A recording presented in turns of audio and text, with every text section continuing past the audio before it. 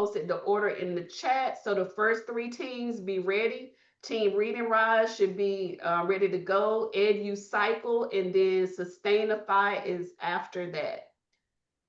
So Pam, you can go ahead and play the video for Reading Rise.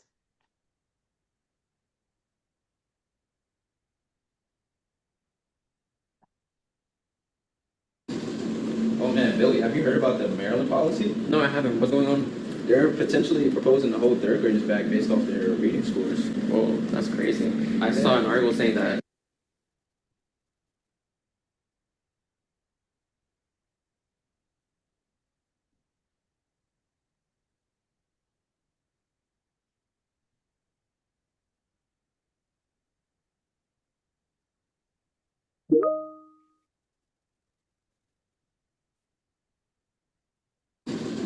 Oh man, Billy, have you heard about the Maryland policy? No, I haven't. What's going on? They're potentially proposing to hold third graders back based off their reading scores. Whoa, that's crazy. I saw an article saying that 78% of them didn't have a proficiency level in reading, but holding it back sounds crazy. Yeah, that's really real. I'm reading that right now about the 78%. There is an app out there. That was Zor.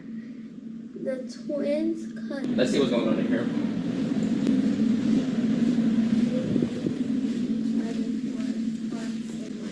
Hey guys, what's going on? Oh, we're just helping Zoe read. She's doing a really good job, but certain words she can't quite grasp. Really? Have you guys heard of the app Echo Reads? No, what's that? So it's an app that helps with pronunciation. It has activities on there that they can do, and it also tracks their tests and reading scores. Oh, sounds pretty cool. Yeah, you should take a look at it. Okay. Greetings. My name is Makai Allen, and I'm here today with, and today we will be showing you Echo Reads, the education app which revolutionizes reading, presented by Louis State University College of Education, Control Wimberly, Billy Garcia, Makai Allen, Taylor White, Chimobu Udeze, and Dr. Bill Malazzi. This proposal presents a fun, research-based reading app to help third graders build stronger reading skills. It responds to Maryland's plan to retain students who fall below reading standards and supports UN Goal 4.2 by promoting early learning and development. App's main features: experience tracking, helping them track progress and stay motivated through visible growth. Reading categorization, allowing for personalized learning paths that match each child's interests and skill level. Reward systems, turning practice into a rewarding game-like experience. Parental controls, to ensure a safe, focused, and supportive learning environment. This is the parent view of what the app would look like from their view of the settings for the children that they have enrolled on the app. That concludes our presentation, and we look forward to hearing from you all in the future. Thank you for your time.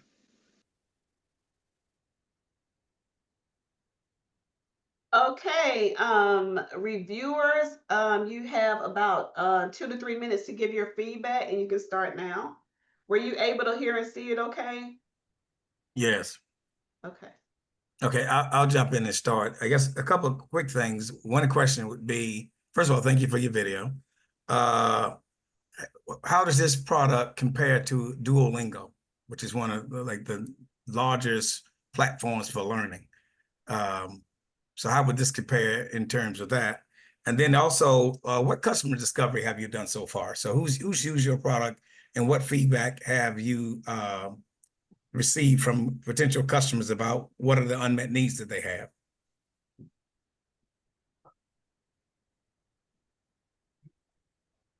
So our product compares to Duolingo because with Duolingo, you're able to, yes, they have an English section where you can learn English. With our product, we have a section that has practice math testing because that's one of the main things that the third graders struggle on. And that's the reason why Maryland wants to hold some third graders back, because they're not meeting the limits that the testing wants them to meet. So with our app, they'll have the in-practice math testing already built into the app so the third graders can continue practice that testing, and it tells them direct feedback on what exactly they got wrong and the things that they need to work on so they can go back to. Okay, thank you. Let me stop you right there. I would put that in the video. You said that they were holding some kids back, but you didn't say why. Put the why in the video. Okay.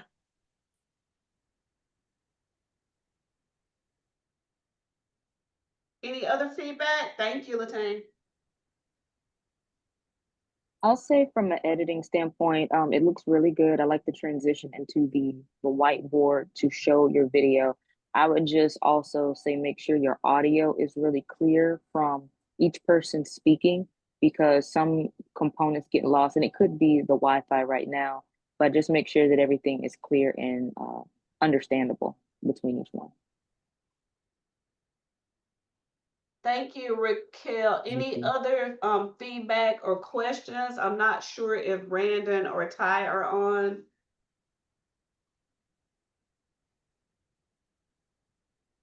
If not, is there any other feedback? If not, then EduCycle, please come up.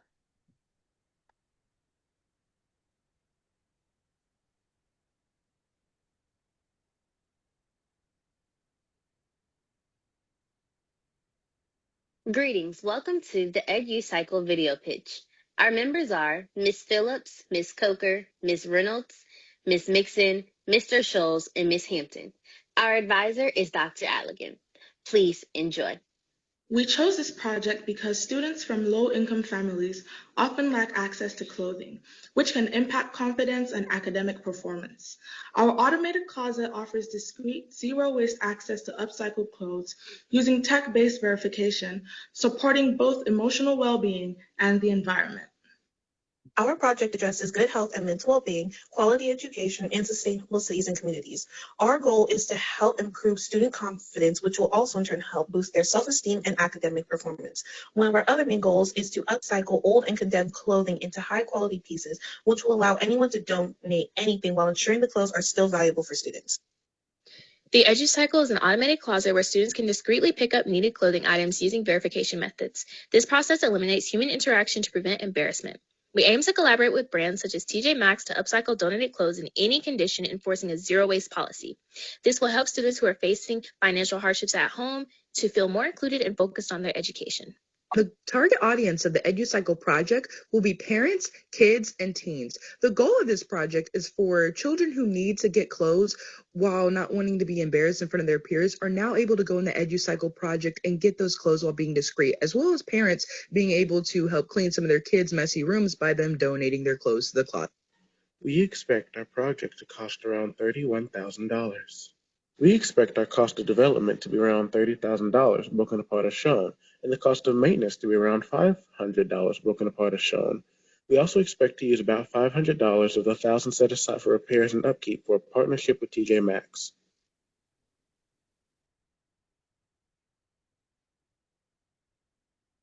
Greetings. Welcome to the EduCycle video.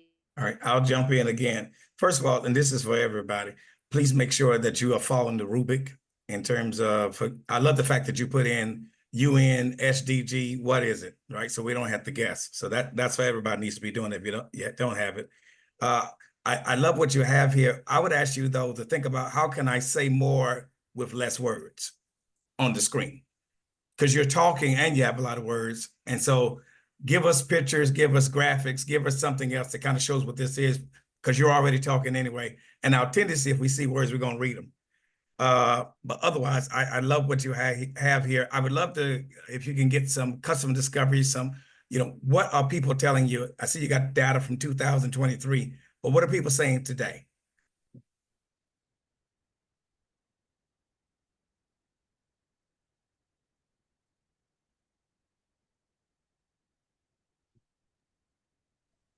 Iris, you're on mute.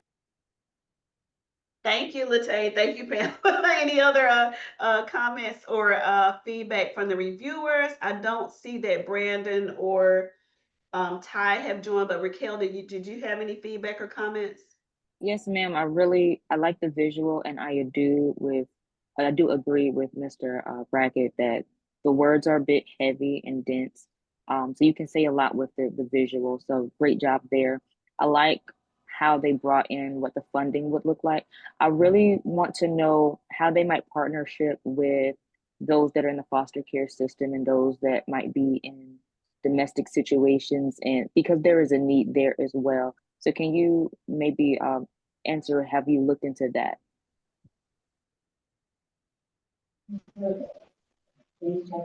So far, our main focus has been on secondary education, but we will definitely do more research in terms of like foster care and like domestic situations, because I think that's a factor that we didn't contribute yet, but that is definitely something we will look into. one thing I'd add as well, Jordan, is look at J.C. Penney's, because in the previous role, I know they would do like a TSU day when I was at Tennessee State, and they would reduce prices and do things. So, companies that are already doing something are more likely to do this. Thank you. Thank you. Any other feedback or questions to Team EduCycle? Great job to both Team Read and Rise and Team EduCycle. Any other feedback from the reviewers or any questions of this team? If not, will Sustainify come up next? Thank you.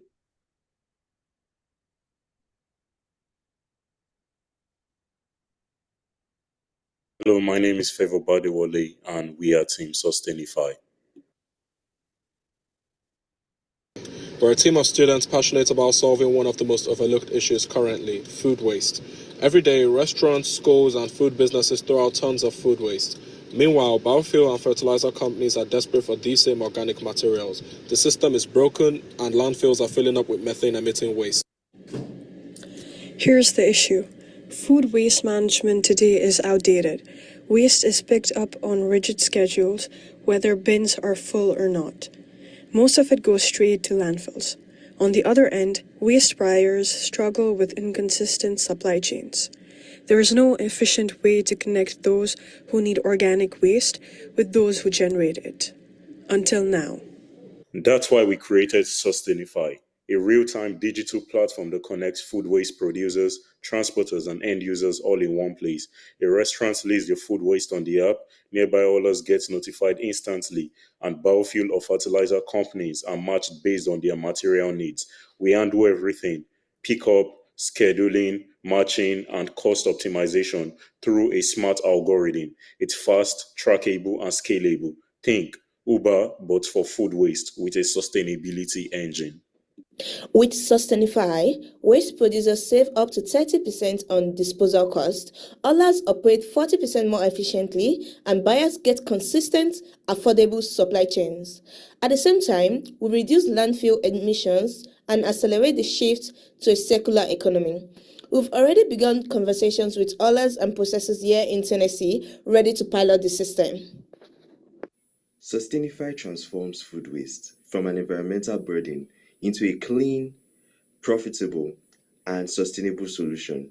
We're proud of what we have built, and this is just the beginning. Thank you. All right, I'll jump in again. First of all, thank you for the video. Again, I'll go back. Which UN SDG is this connected to? Because you didn't identify that. You talked about the problem. In fact, you talked about the problem a lot, but the problem is still kind of generic. I would like to know whose problem is it, right? Who and how big is this problem?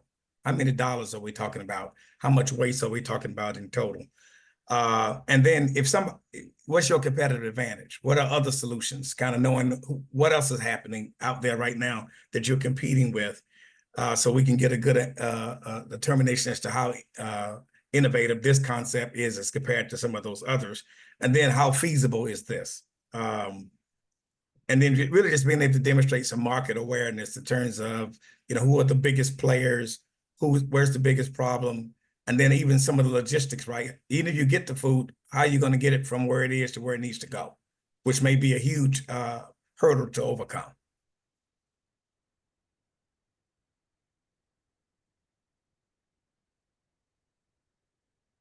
But everything I said is not, there's nothing that I said is insurmountable. So please don't take it that way, but just be able to answer those kind of questions as succinctly as possible.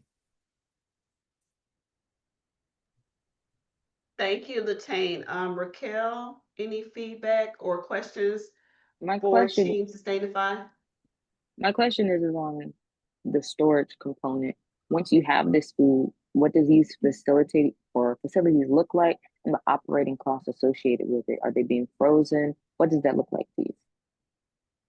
I mean, based on like conversations that we've had with like storage facilities in Tennessee, so we know that whenever like waste transporters or haulers like receive food waste and they are unable to like maybe deliver it to those who need it that particular day, so they like outsource it to like some storage facilities that already exist, maybe for like 1 or 2 days, or depending on how long they know that they won't be able to deliver the waste, and they pay like, or they charge them like a certain fee.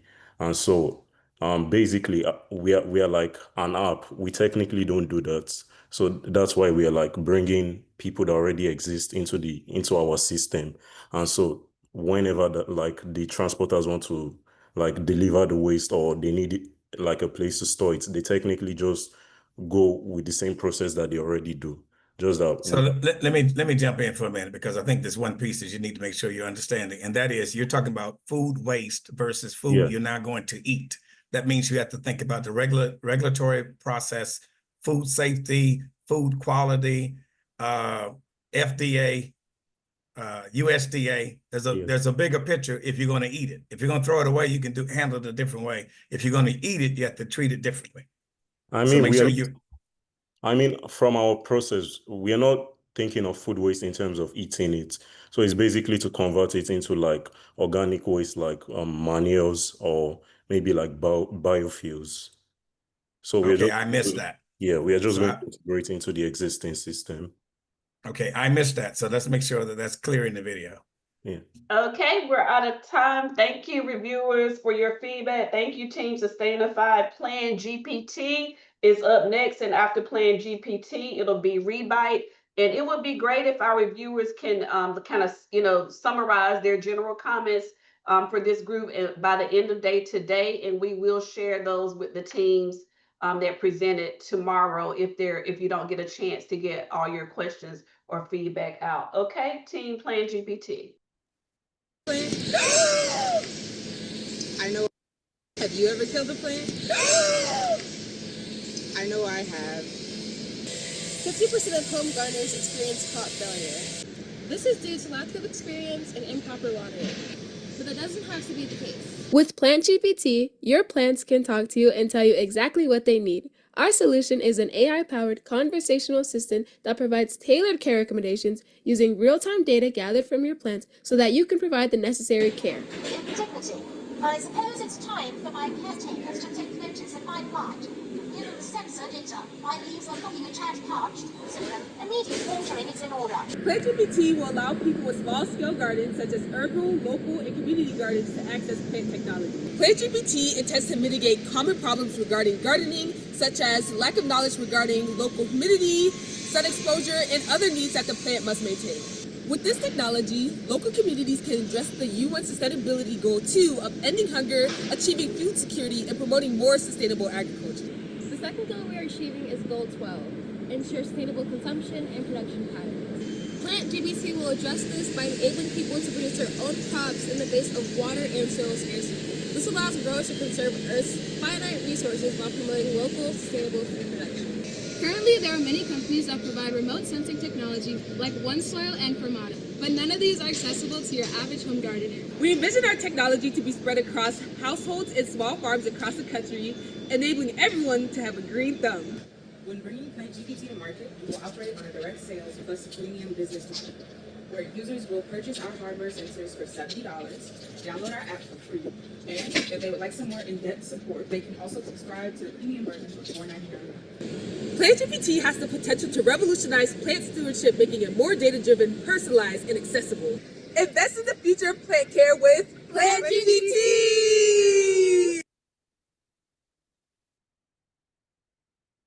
Raquel, I've been jumping out there first. I'll give you the first go at this one. Oh no, it definitely sounds like a great idea. So I commend everyone who has participated in this video. I think one of my comments and it can go to many of them, is just be mindful of your audio so that background noise and the transitions don't muddle what you're trying to convey. And I would like to know what market research you've done for the PlantGPT, and how accessible would it be for maybe like those that are older who might be a little bit technologically inept.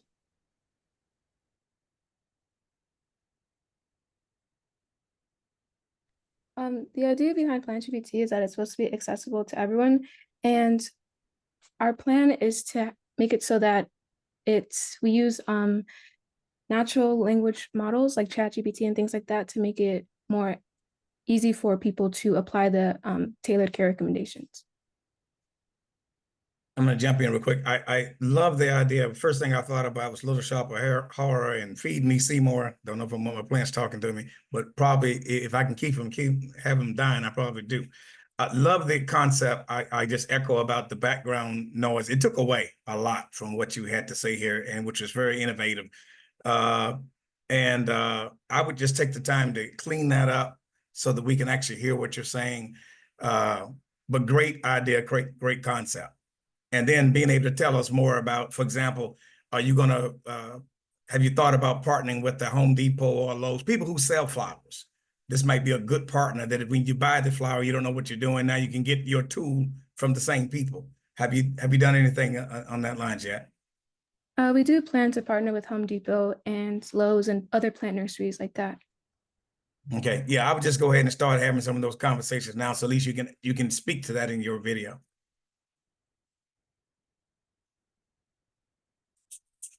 Any other feedback, input, or questions for Team Plan GPT? Great job, Team Plan GPT. Team Rebite is up next, but any other questions or feedback? Okay, thank you, reviewers. Thank you, Plan GPT. Plan Rebite, come up now, and then Team Auto Laser Lithography, you are up next. Meet John. He's not looking for luxury, just dinner. Now meet this trash. Crates of good food dumped for being ugly. Every year, 1.3 billion tons of food are wasted, while over 800 million people go to bed hungry. That's not a problem, it's a global failure. Just like UN SDGs 2 for zero hunger and 12 for responsible consumption and production, we believe no one should go hungry while food rots in landfills. This isn't just about food, it's about equity, it's about survival, and it's about time. Rebite is our answer, an AI-powered platform that connects consumers to affordable, nutritious food that would otherwise be discarded, just because it looks imperfect. Regulated by AI-driven software, we empower farmers and fresh produce stores to list ugly foods at a discount for consumers to get healthy meals for less. With strong partnerships and gamified rewards, Rebite turns food waste into opportunity for everyone. Our impact touches two sides of the same coin. We help low-income communities access healthy food while slashing the 1.3 billion tons of food wasted annually. Our target audience includes students, families, and anyone seeking cost-effective meals. At scale, Rebite helps shrink landfills, cuts emissions, and closes the gap between hunger and abundance. Our business model is simple and scalable. We take a small service fee of 10% per transaction and offer subscription options to vendors for premium features. Rebite starts in urban food deserts and expands through local partnerships and delivery hubs. Next step, integrating with school programs and food banks to scale nationwide. Why does Rebite work for people like John globally? Because it's rooted in real need. We offer greater transparency with clear expiration dates, nutrition information, and user reviews. Rebite is more than an app. It is a movement to turn food waste into food justice. With Rebite, every bite counts. Thanks, Team Rebite. Raquel, you want to jump in? Yes. First of all, I love the graphics. It captures your attention. I like that you discuss some of the goals early on so that we know what we're looking for, we know what we're getting. Again, just be mindful of audio, and the end seems a little bit rushed going through seeing your team video. But other than that, it seems like a great idea. So touche to you. I do want to know some of the market research you've gone into this and your implementation.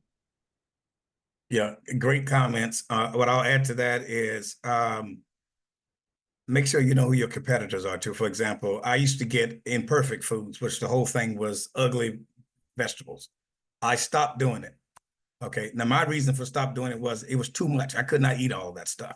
So you may want to look at, okay, if you were able to deliver this, who's going to be your end customer? Is it a household like mine, or is it going to be someone that's like for somewhere for a children's home or something like that, or where senior citizens are? That's going to be really, really important, because otherwise you have people who will sign up and then stop like I did. but otherwise a great start on your video.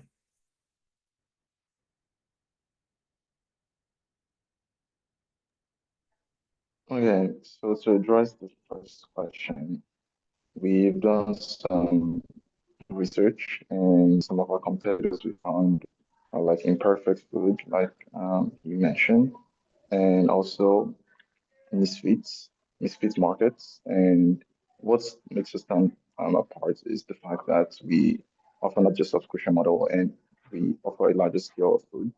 We are not just going to limit ourselves to just farm produce. We're also going to talk to restaurants and also use the food that's about to be thrown away and tell them to store that, and customers can then use that. So um, aside from that, we also did some market surveys, and we found out that 70% of farmers or grocers expressed interest in actually reducing waste. Um, I think that's pretty much it. And then The one thing I challenge you on is they said they are interested 70% interested in reducing waste. You got to get under that. What does that mean? So that doesn't really say a whole lot, right? But how are they willing to do it? And then what is the cost of getting this food to somebody too? Being able to understand all that. You can't answer it here, but go and figure that out. That's important. Great feedback. Thank you, Team Rebyte. Thank you, reviewers. Team Auto Laser Lithography. You are up next, and after them is Engineering in a Box.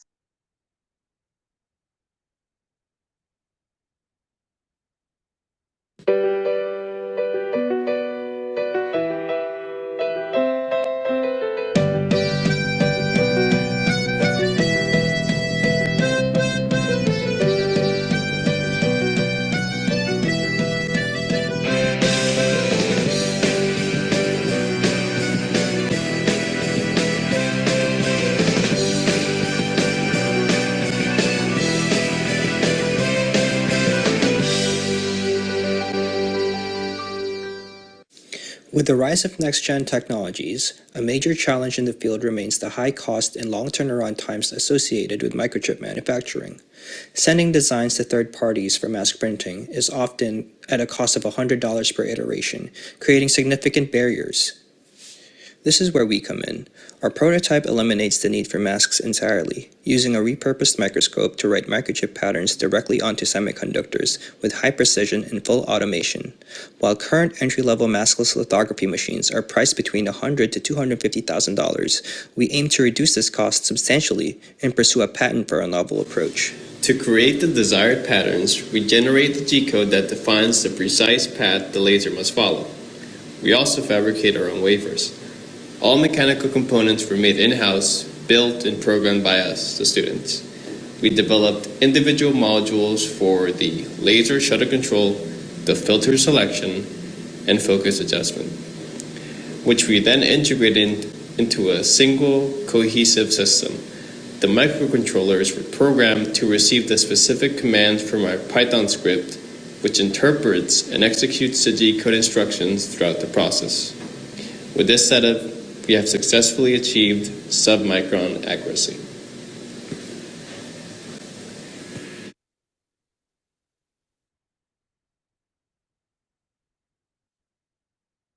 All right, I'll take the lead on laser lithography.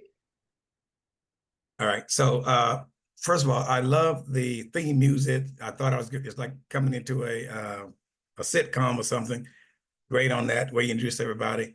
The one thing I'd ask you to do here is really think about more of what does this do and for who, as opposed to how it does it, because it was more technical, as opposed to what problem are you, I still don't know what problem you're really solving and whose problem is it, right?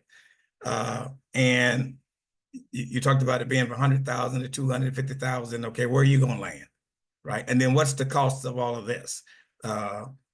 But again, a good start, but think more about the customer and less about the technology. Because I don't care how unless I want the what, right? What it does for me is more important than how it does it. I can do it with a vacuum cleaner or a mop, as long as it does it. I yield to Raquel. I essentially have similar feedback, very technical. So just know your market. And I imagine you're not selling to the general public. This would be more industry. So make sure you're showcasing what that why and who your target is. Okay, any other feedback or questions for Team Auto Laser Lithography? If not, Team Engineering in the Box come up, and after them will be Unprinter. Greetings. Welcome to the HBCU Innovation Pitch Engineering in a Box by Southern University and A&M College Skybound Society. The members of the team are Emmanuel Matthews, Xavier Matthews, Catherine Nash, Jordan Baptiste, and Anthony Newkirk. Quality education is what addresses SDG 4. Engineering in a Box will provide K through 8th grade students with hands-on aerospace and aeronautics projects catching the attention of their young minds, which will also be an affordable option for those within the impoverished community. Project overview. Problem addressed. Many students lack hands-on access to STEM experiences, especially in underserved communities. This is a barrier that we would like to solve, and we'll solve that by using modular STEM education kits that include a Spartan SP-350 drone and Estes A8 engine model rocket, giving them that experience. What we are proposing is we're basically putting STEM in a box, which includes a snapped-in SP-350 mini drone and an Estes model rocket with an A8 engine, and our target audience will be middle and high school students. For our cost and sustainability plan, our estimated cost for the prototype is $1,500. It's estimated to be about $85 per kit. And we'll look to partner with educational institutions and nonprofits. And for our revenue plan, we plan to make that money back via kit scales and digital curriculum access.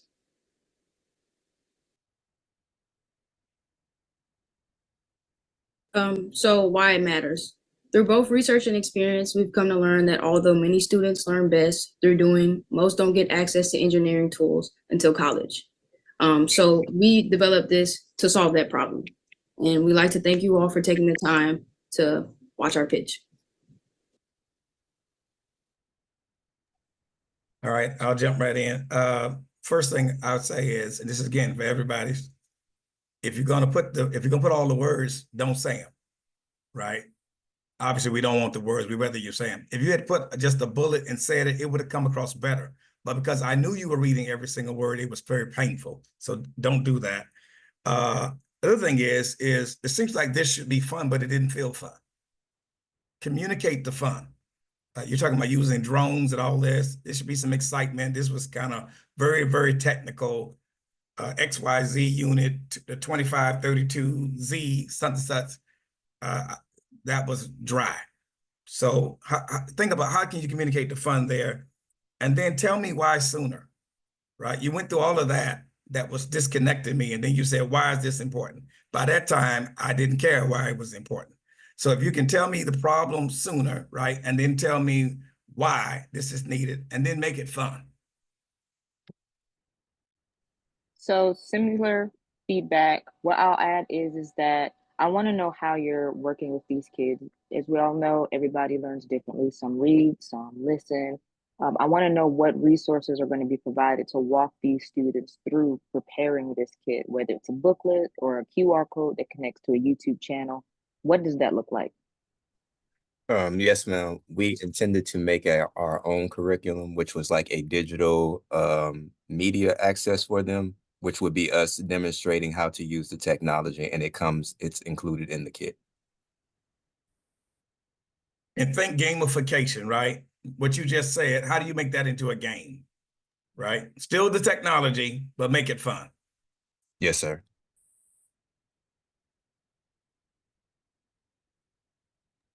Any other feedback, input, or questions for Team Engineering in a Box? Great job, Team Engineering in a Box. I have a friend that has the brown toy box in Atlanta that's now in Target. You may want to check that out as a model.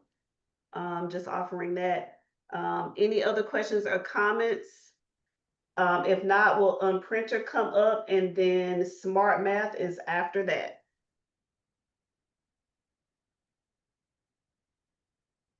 Hello, this is Team On Printer. We are students at Grambling State University, and together we are building something we call the On Printer. Every year, the world prints over 34 billion sheets just for exams. That alone takes out more than 755,000 trees every single year. And what happens to all that paper? After a single use, they are bent, dumped, and it ends up as a waste. What hits us the most is that a tree takes 10 to 30 years to grow, but we are cutting them down by the thousands every day.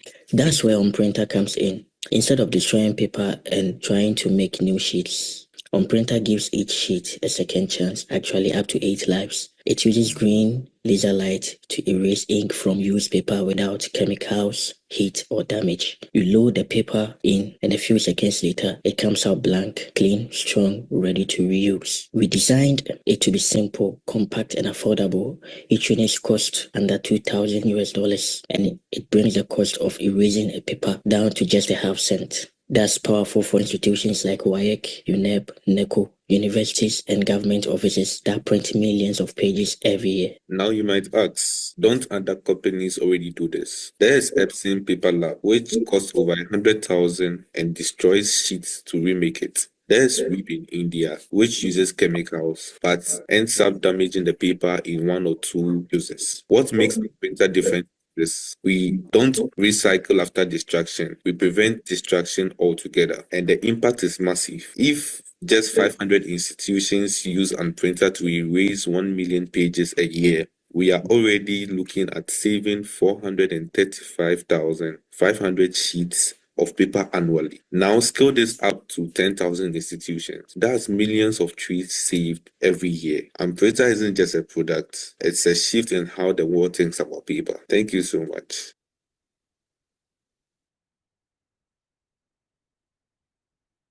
All right, I love the concept as a whole. The first thing that jumps in my mind, though, is really coming around feasibility and scalability. How do you scale this? Because it's okay, I have paper that I'm using.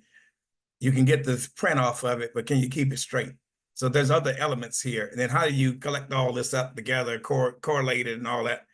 And then, do you have any market data to say how much paper are we using? Is it still going up or are we going down because more things are going to electronic media? So is this a business that if you started today, is it viable over time? So those are a couple of things that I would start you thinking about. Love the fact that you did the competitive analysis though, because it says that there are some things out there. And I'd love to talk to you more about this offline.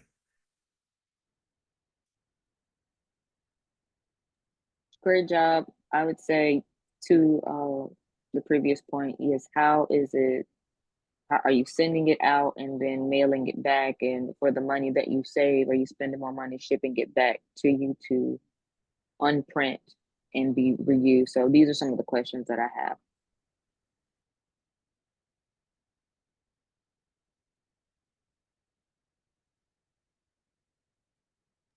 Great, thanks reviewers. Any other feedback, comments, or questions for Team Unprinter? If not, will Team Smart Math come up? And the final team after Smart Math will be Team Climate Change and Vector-Borne Illness. Hey, what's up? I haven't seen you in class all week. Yeah, you won't believe it. I've been out sick for days. I might even have to take more time off. Oh no, have you seen a doctor? I can't. The closest hospital is like an hour away, and I don't even have a ride. It's just too hard. I feel you. I grew up in a place just like that, where seeing a doctor wasn't easy. It's frustrating. Have you tried Health Match or the Ocean Health app? I did, but I still expect in-person visits. That doesn't just work for me right now. Okay, listen. There's this new app called Smart Match. It gives you virtual consultation with doctors who actually understand your background. They'll even send you at-home test kit. No hospital trips, no hassle. Seriously, that sounds like exactly what I need. Thank you. This is what healthcare looks like for millions in America. No nearby hospitals, no efficient health systems, just inaccess and delay. In many communities, people are twice as likely to suffer from chronic illnesses, yet are underrepresented in clinical trials. Over 80% of US counties lack access to basic care. That is why we built Smart Match, aligning with UN SDG 3 and 10 by delivering access, representation, and early intervention where it's needed most. SmartMatch connects underserved individuals to culturally competent providers, real-time clinical trial alerts, mail-in test kits, and health tracking for early diagnostics, all while making healthcare feel local, personal, and actionable. Unlike any competitor, we combine technology, trust, and culture. Our app is simple to use. You just have to sign in, explore nearby clinical trials, schedule lab tests, and connect with doctors virtually and in person, all from the comfort of your home. The US digital health market is worth $125 billion. We are entering with a freemium model, $4.99 per month, plus partner commissions and health aligned ads. We're asking for $300,000 to scale operations, strengthen development, and launch clinical collaborations. Here is Team SmartMatch. We've built SmartMatch because we've lived the problem. Healthcare shouldn't depend on your income, race, or zip code. It should depend on your need. So join us in reducing inequalities.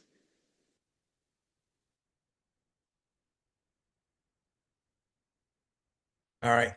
Love the video. I will say that really work on the video quality, the audio quality, and then also the speed, right? Because some of it, I heard it, but it was real fast. So make sure that that's there. I'd also ask, you had some competitive analysis is great, but what you didn't really speak to is the telehealth market, because after COVID, the world changed, right? So you got to address, okay, how are people using, what are they using today and how are they doing? The other thing is really important in this one is, how are you protecting the patient data? You didn't speak to that at all. And that's going to be really, really important in this case. But I'll end there and yield to Raquel. I agree with you, and I'll just add again, who is the market? Because as we continue and we see how AI and all of these other influences are coming up, I wonder how this app will be usable by the elderly population. Oh, great point.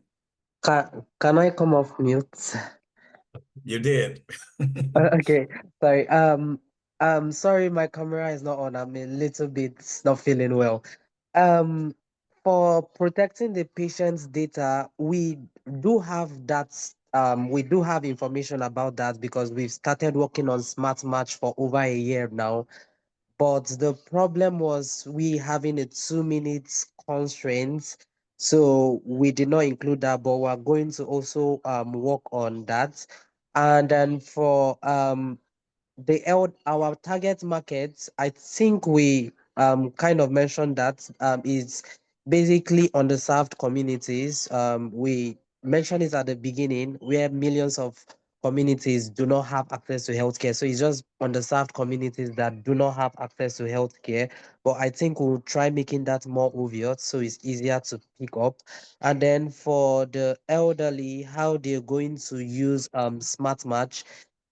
Basically, Smart Match also incorporates wearable health technology, which is it does not require a lot of setup. So once you put that on your body, it sends the data to an app, and we made the app seamless, and we also have marketing data from it, which we've started collecting. So the user interface is really friendly to make sure it is simplistic and easy to use. Okay, thank you. We need to move on to the last team, Team Climate Change and Vector-Borne Illness.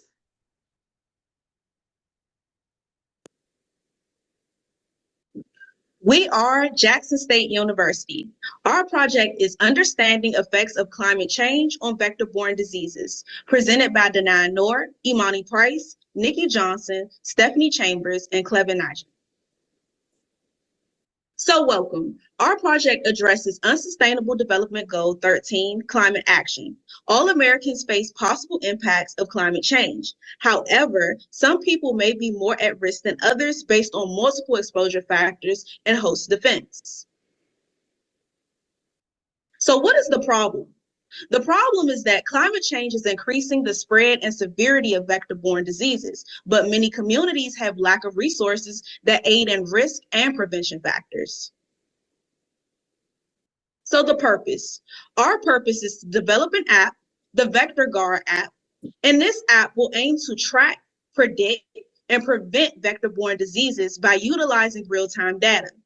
It will serve as a powerful tool for individuals, healthcare professionals, and policymakers to mitigate the spread of diseases carried by vectors such as mosquitoes, ticks, and fleas. So what will this app include? This app will include risk assessment tools, data and analytics, community resources, along with news. And to conclude, Mississippi's climate is tropical with hot and humid weather during the summer. Some of the benefits of this app will be timely awareness and interventions that can reduce disease incidents, data-driven decision-making, empowered communities, and scalability and global impact. We are Jackson State University. Thank you. Raquel, I'll let you take the lead.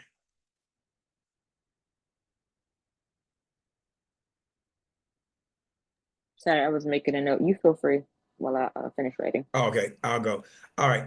First thing, as I said to others, I'll say again to you is, again, if you have what you said was great, but then don't read what's on the screen. Just make it a bullet. Give us some more pictures. Give us something else that catches our attention while you're saying that. You didn't have a whole lot of words, but at the same time, it still was. You just don't want to read the screen. I think that your problem is too broad. How do you get that down to? I mean, I know you talk about mosquito-borne issues, ticks, fleas, but who is your first customer? And then you also talk about the different people that will be using it, but who is the primary customer of all of those people? And then kind of walk us down on that. Other one is, how much does this cost? No indication about the cost structure, no indication about what we're using currently, and so who's your competition today? Or what's the status quo? If I don't use this, what would I do? Again, a great start, but I think there's an opportunity to really beat this one up by just providing some more market data, as well as giving us some understanding of how feasible this is. And some of that's about getting the scope down, because it's like everybody, you can't serve everybody because you're a startup. But who are you going to start with first? Agreed. And just also think, if you're working with these types of diseases and infectious components, and I'm sorry, I'm at work. Think about, are you partnering up with doctors? Are you partnering up with communities? Or, I mean, when you start dealing with fleas and tick-borne illnesses, have you considered veterinary practices and what they're doing to prevent such instances? So I'm just curious about that. And I guess one thing is a subset that came to my mind while she said that is people love their animals, honestly, almost more than people. So is there a play to do something for animals? Because people spend a lot more money on the dog than they will on the kid. That's sad, but it's true.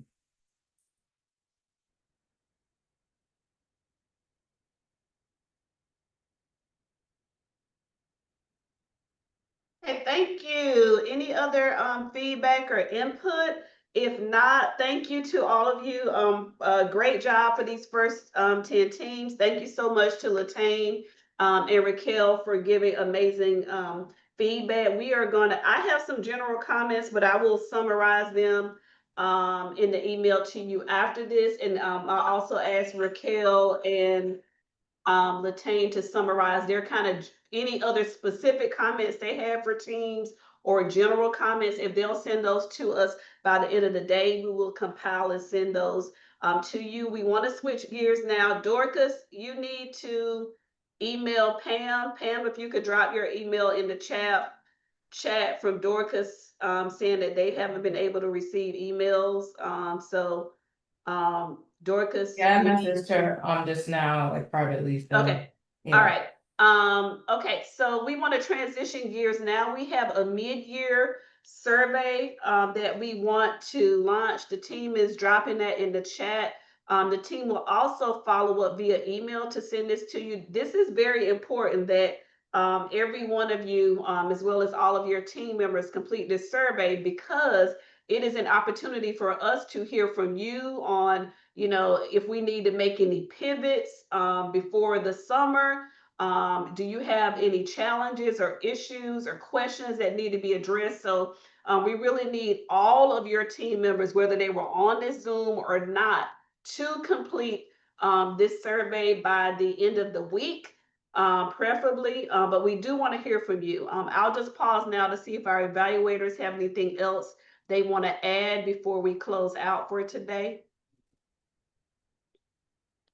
Yes, hi, this is Nina Dallas Ellis. One of the questions there is, your reaction about the feedback that you receive. So feel free to write up as much as you want in terms of what did you get out of the feedback? What do you think you still need to hear? Because that also helps in the mentoring that we're going to be doing, and also providing a more additional resources for you.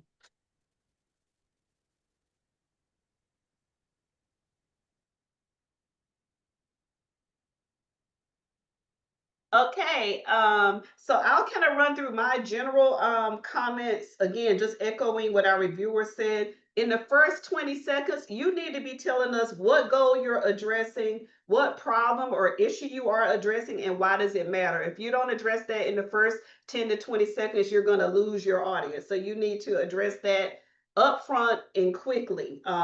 Definitely, again, great job overall, but this is just some helpful feedback. You definitely want to check your video quality and your sound. You want to make sure your sound is up as loud as possible. Thank you so much, Raquel.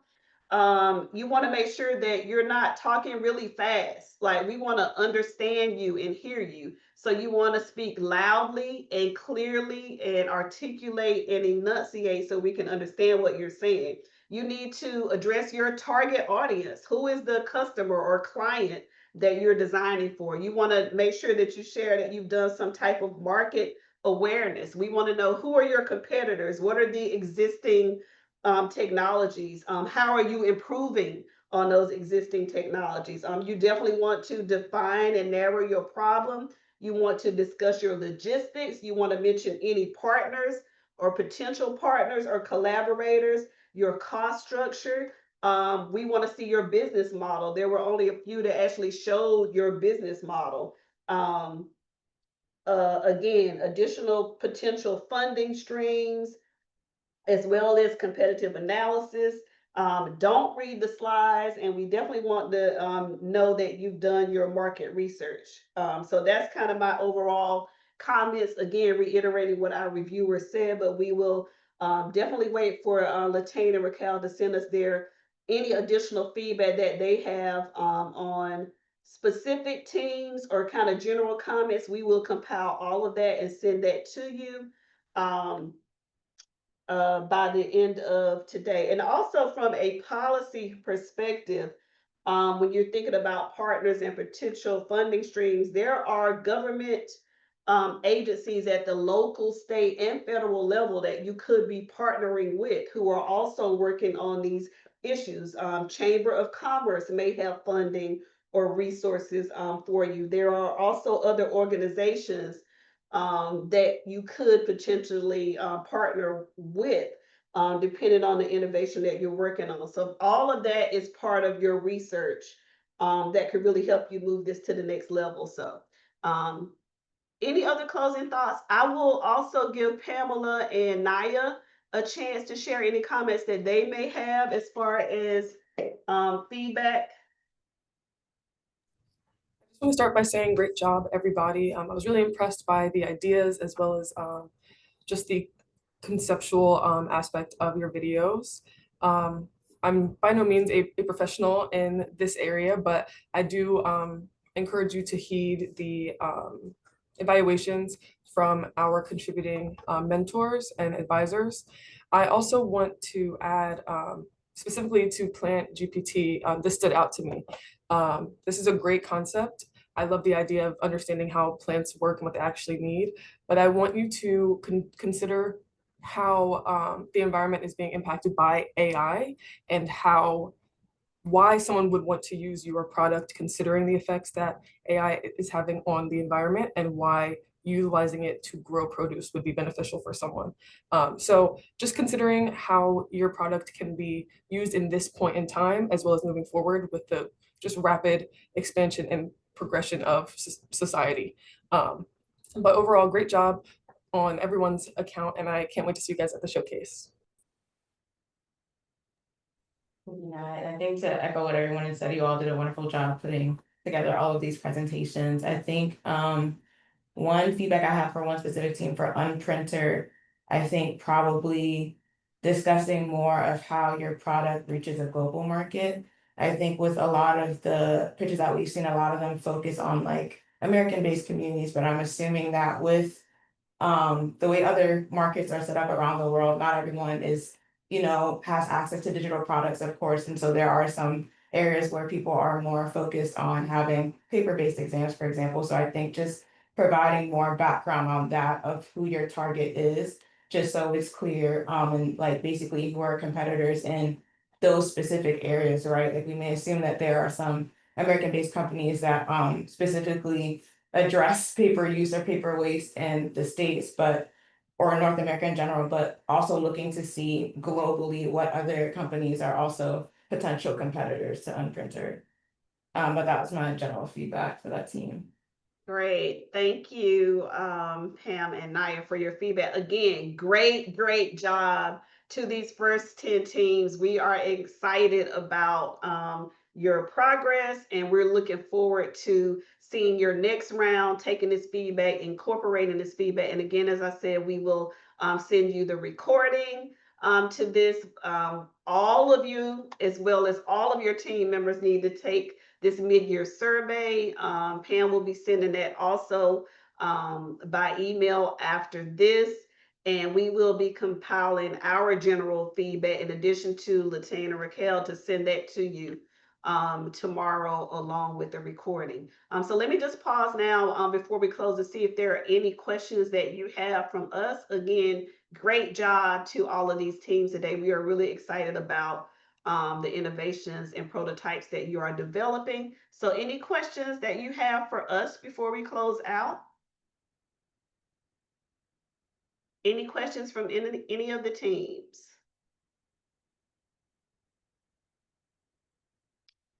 Okay, I don't see any. If Pam, Naya, Nina, and Debbie and Latane can hold on for just one other minute.